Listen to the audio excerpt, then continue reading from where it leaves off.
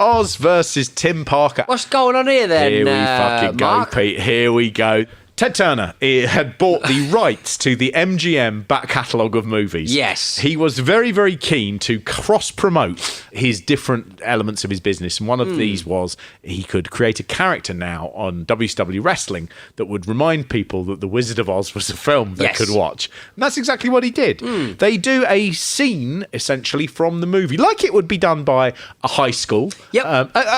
Not a bad attempt by a high school. Nice little set done by Mr. Johnson, the IT teacher. Yes, out they come. We've got Dorothy. There's a cowardly lion. There's a Tin Man. There's and you might think, well, hang on, what is Oz? Because they're gonna introduce Oz. Yeah, isn't Oz the place? Yeah, because he's the Wizard of Oz, isn't he? Yeah. So, well, we welcome you to Oz. Is that a line they say? I don't think so. Is Oz? No. The Wizard of Oz is the man who is pretending to be something that he isn't. Oz is the place. A Return to Oz. Yeah, that was the follow-up. Oz was a TV Oz was show. a place. Was the TV show Oz on about the prison? The prison rapers. The prison rapers. Were the prison rapers? We welcome you to the Prison Rape Club. That must have been done a million times in the mid-90s. I don't remember.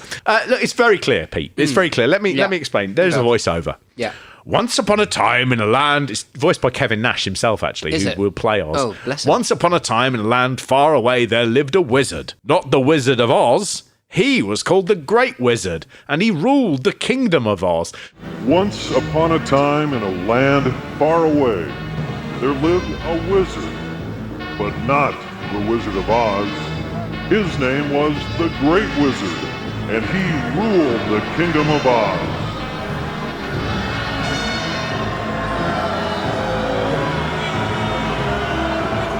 Why have you done this? It'd be like having we're going to introduce a new wrestler. He's called Frankenstein. And there's a bit at the start where they go, now, of course, we all know this, but Frankenstein was the creator of the monster. If you have to go, what is Oz? Yeah.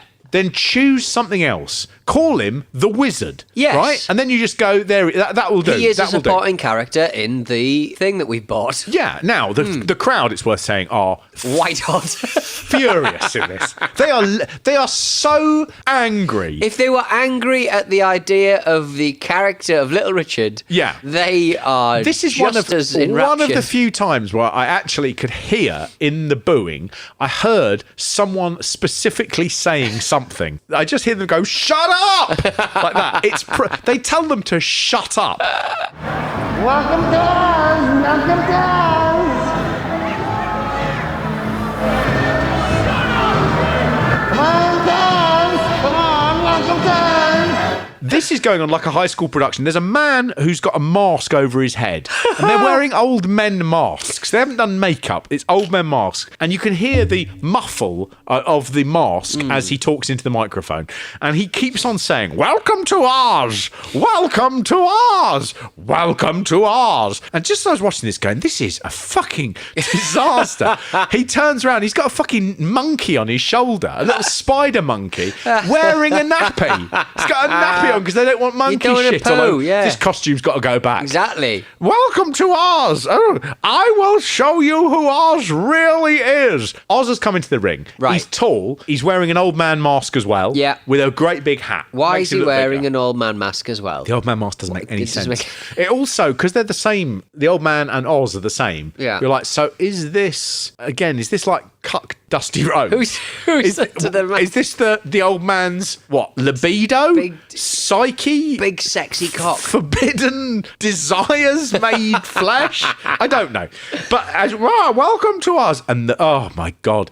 Kevin Nash reveals it's Kevin Nash. It's Kevin Nash, a man we've never met before, but he is a gigantic, beautiful man. They have never used Kevin Nash in any meaningful way. He's been part of a tag team called the Master Blasters where he appeared on a couple of shit tag team matches. By now everybody knows who we are. The Master Blasters. Iron and steel. We're not here to make any friends. I'll tell you what, we're here for one thing. That's to hurt people. Oh yeah, the Master Blasters.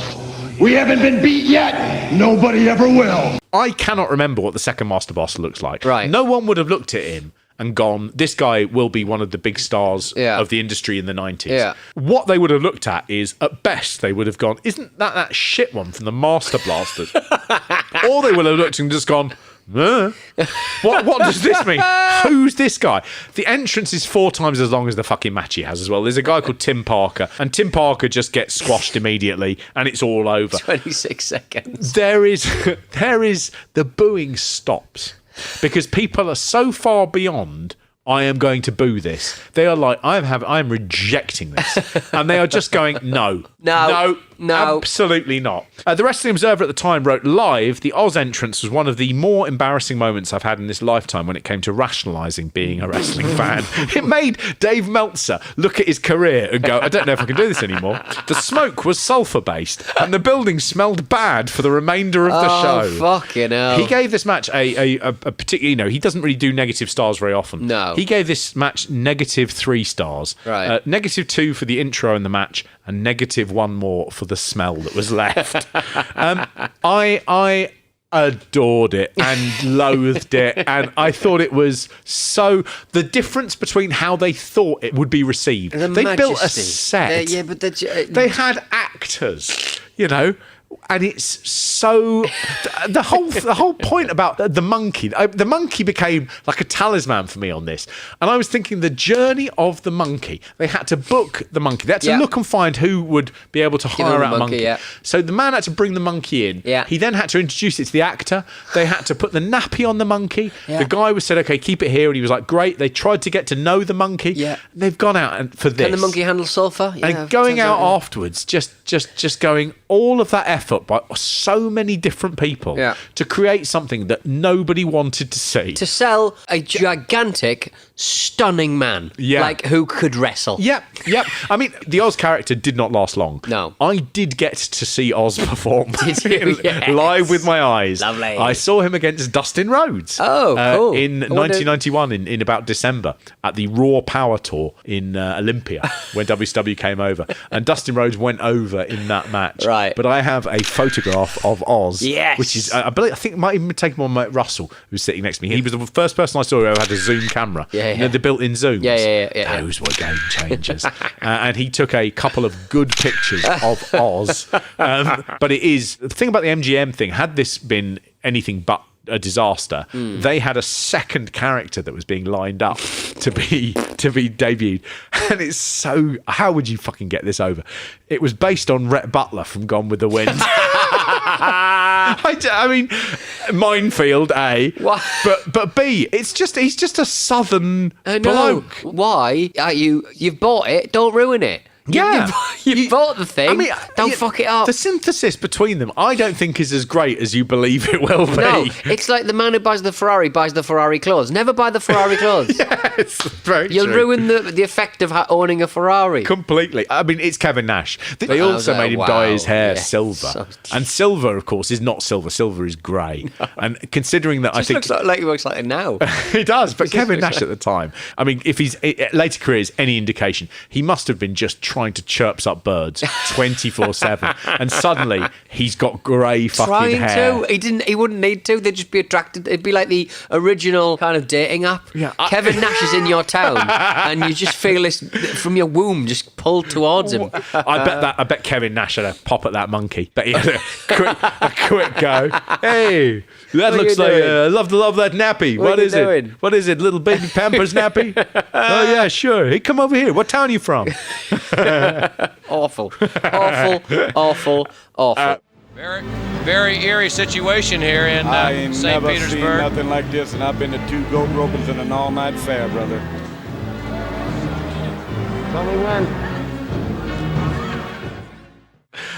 Next match. Yes. Oh, this is tiring. As in, there's too many matches on this. They really... I feel like this should be the main event about now. Yeah. Instead, Flying Brian versus Barry Windham. This, I think, might be the first match on the videotape. And they have their fists taped. Why is that? So they can hit harder? Yeah. This was done as very much a gimmick where you had 2 people who wanted to settle a grudge. The idea was that the wadding of the tape formed a very hard fist. Yes. And so it would be... And, they do do a nice brutal short match here. What's slightly unwatchable about it is they don't really wrestle, and so they are just punching and brawling. And there are some moves in here in the middle of it where Brian Pillman would do a drop kick and Barry Windham goes off the top turnbuckle to the floor. And at the time, again, it's difficult to watch it now and realise how astonishing something like that was to see at the time. And so that lifted it. I think a modern watch of it, you slightly go, this is dull, the pacing's bad, and there's nothing to remember.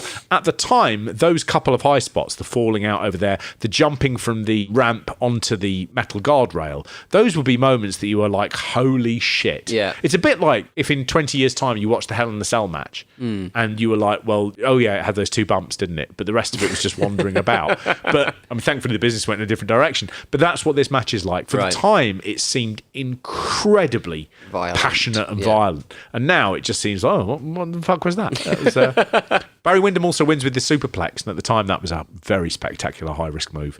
Nobody did the superplex apart from Barry Windham, and you knew it was over when it happened. Now you see it, it's just like, it'd be a bit like being chopped and pinned. It's just a different time. Windham was always seen as one of the best guys in the business who never won the World Championship. Certainly at this point, he did later win the belt, but it's we'll get to that confusing bit in the main event. But he does rabbit punches on Brian Pillman after he's pinned him, like he hates him. Such a simple thing wrestling to get right, insofar as you go, you need to convince the audience these people have a legitimate beef. Yeah. And just by doing those little rabbit punches in his head afterwards, Wyndham is saying, this can now continue. Yeah. I have no respect for you, and we have such a personal animosity that even when the match is over, it's not over for me. Yeah. Simple storytelling.